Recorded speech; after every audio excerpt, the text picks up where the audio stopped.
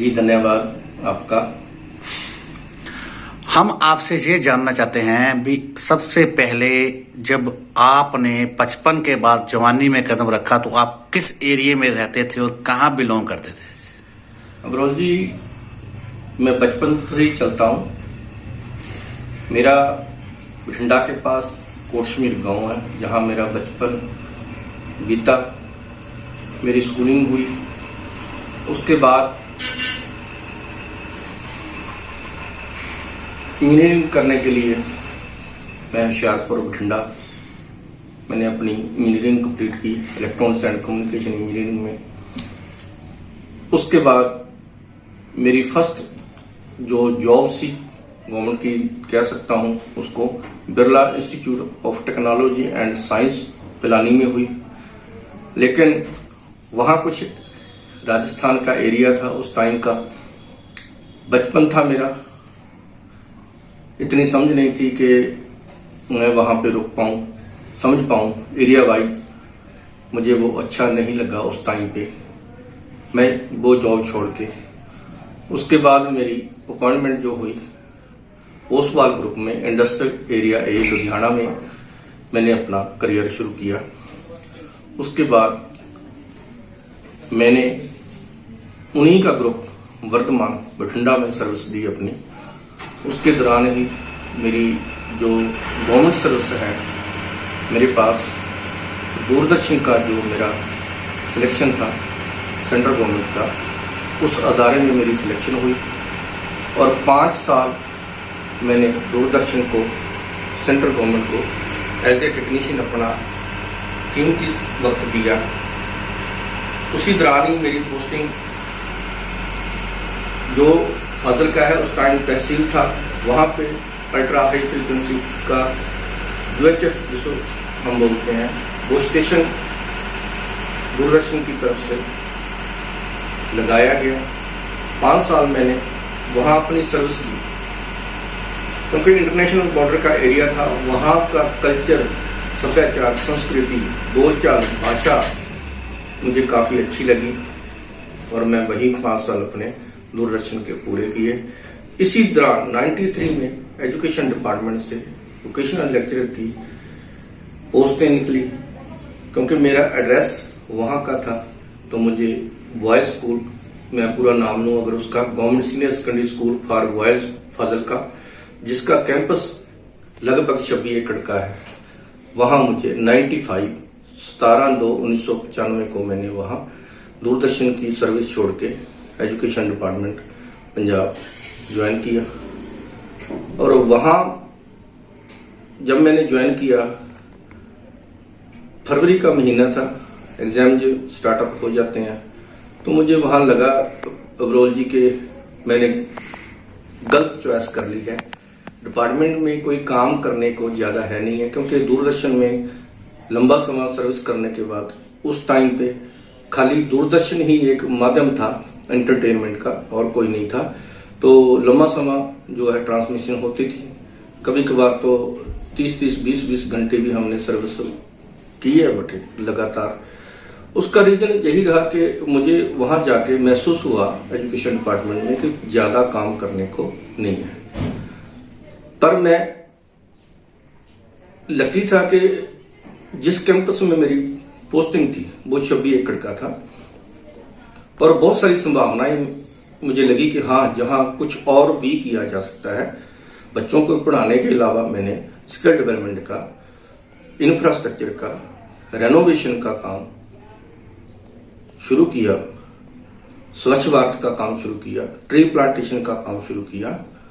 और क्योंकि पुराना कैंपस था वो 1913-14 का बेसिक ट्रेनिंग सेंटर के तौर पे, वो जो स्कूल है उसकी बिल्डिंग जो है सारी हेरिटेज की जो बिल्डिंग है, उसी में गोल कोठी है एक, जिसको पुरातत्व विभाग ने हेरिटेज बिल्डिंग घोषित किया हुआ है। तो वहां पे मुझे लगा कि बहुत कुछ किया जा सकता है। तो मैंने अपना काम ट्री प्लांटेशन का, रेनोवेशन का, प्लम्बिंग का, इलेक्ट्रिकल सिस्टम को सुधारने का सारा काम वहां शुरू किया। और इन बिटवीन क्या हुआ कि मुझे बहुत सारी दुर्लभ चीजें जो रेनोवेशन का काम चला रहा था, लाखों रुपए का फर्नीचर तैयार किया, साइन बोर्ड तैयार किए, अलमारियां तैयार की, ट्री प्लांटेशन की नर्सरी बनाई, ट्री प्लांटेशन की, हजारों पेड़ लगाए, ग्राउंड सेटअप किया, अंडरग्राउंड पाइपिंग सेट की।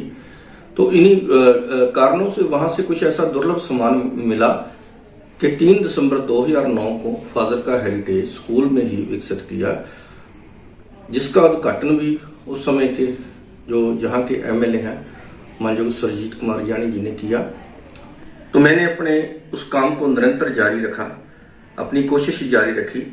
उस कोशिश की वजह से सबसे बढ़िया काम यह हुआ कि मेरे लिए रास्ता खुला।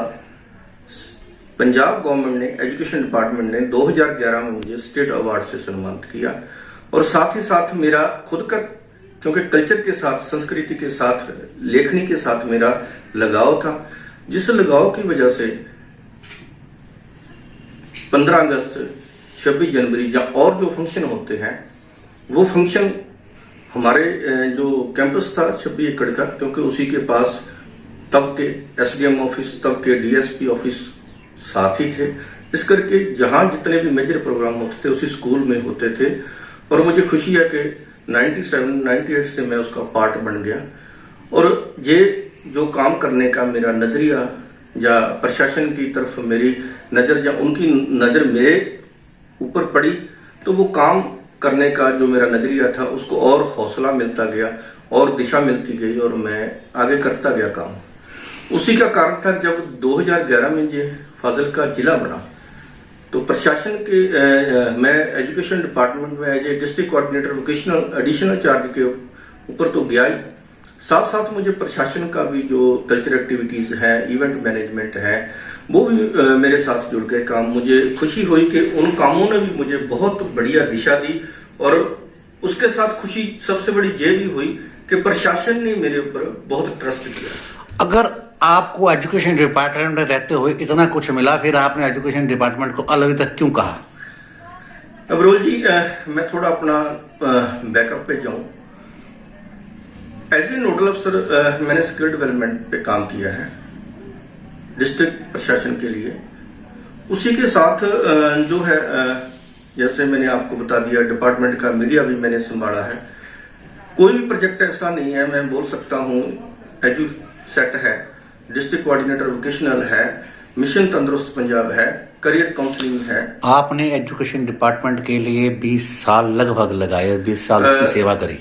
जी अवरोल जी, मेरा लगभग पौने 26 साल का, पौने 26 साल लगाए, और इतना कुछ आपने विभाग को दिया, और विभाग ने भी आप पे विश्वास करके इतना कुछ आपको दिया। आपने खुद कहा है अभी। जी जी बिल्कुल। फिर आपने एजुकेशन विभाग को क्यों अलविदा कहा? ऐसा क्या हुआ, या कहाँ आपकी जाने की जो लालसा थी अभी भी रहती थी, या जो आपका काम करने की इच्छा थी वो अभी भी रहती थी, आपको एजुकेशन विभाग को अलविदा कहना पड़ा? ऐसा क्या कारण हुआ, और आप अब क्या कर रहे हैं? मनोज जी, बहुत बढ़िया बात। मेरा बीच में क्वेश्चन था, मैं उसको पूरा करना चाहूंगा। आपका सवाल अलविदा नहीं कहा है। जिंदगी में अगर कुछ करना है तो आपके लिए कुछ ना कुछ टारगेट्स फिक्स होते हैं हर इंसान के। सबसे बढ़िया डिपार्टमेंट है, मैं नमन करता हूं मेरे टीचर्स को जिन्होंने मुझे अच्छी शिक्षा दी। मैं अच्छा टीचर बन पाया कि नहीं बन पाया, ये तो मेरे पढ़ाए हुए बच्चे जहाँ किया हुआ एजुकेशन डिपार्टमेंट का काम बताएगा, लेकिन मैं ये कह सकता हूं कि ये पुण्य का काम था। लेकिन प्रशासन के भी बहुत सारे काम थे मेरे साथ जुड़े हुए।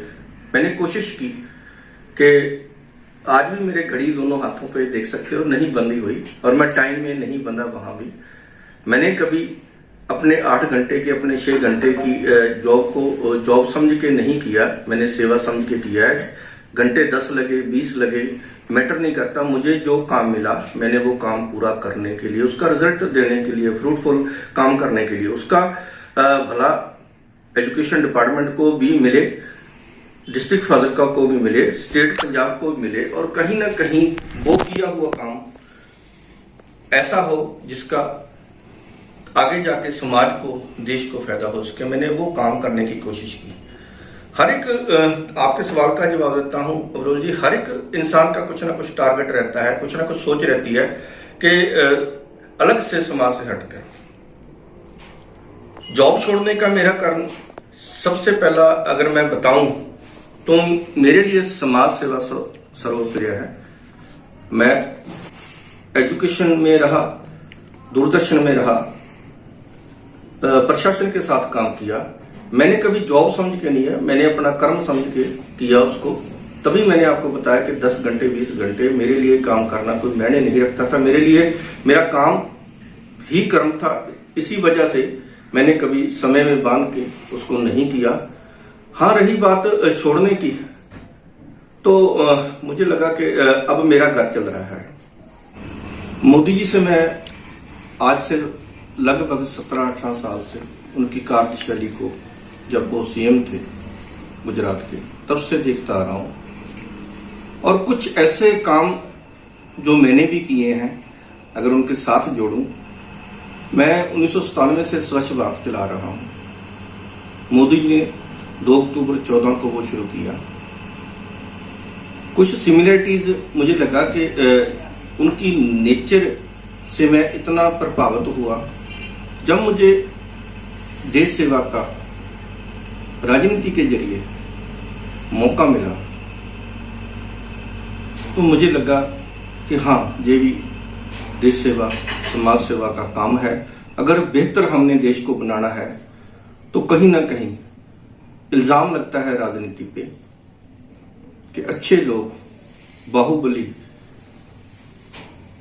शब्द के साथ बहुत जुड़ जाते हैं। हमने देखा है, सुना है। और राजनीति से मुनकर होते हैं वो लोग जिनके पास अच्छी गाइडलाइन, अच्छी नॉलेज होती है, तो वो राजनीति में आना नहीं चाहते। तो सिस्टम कैसे चेंज होगा? इस सिस्टम को बदलने के लिए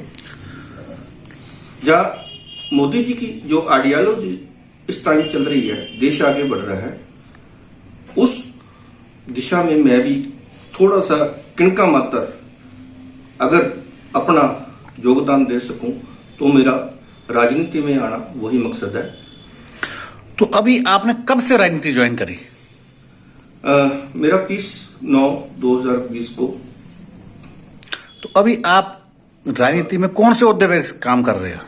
अभी बरोल जी, मुझे एससी मोर्चा का, भाजपा का, जिला फाजिलका का अध्यक्ष तो उन्होंने बनाया, लेकिन मैं इसको सेवा समझता हूं, सेवादार समझता हूं। मुझे जिम्मेवारी दी है। मेरी कोशिश रहेगी कि देश हित के लिए जो अच्छे काम है। आपको पार्टी में ये जिम्मेवारी किसके द्वारा दी गई? ऑब्वियसली जो मेरी प्रोफाइल है, जहां का जो प्रधान है, जहां के जो लीडरशिप है, संगठन है भाजपा का, उन्होंने मेरी कार्यशैली शायद छोटे पीरियड में मेरे पे ट्रस्ट किया। फाजिलका की जितनी लीडरशिप है मैं उसका धन्यवाद करता हूं, जिन्होंने मुझे शॉर्ट पीरियड पे इतना ट्रस्ट करते हुए ये जिम्मेवारी सौंपी है।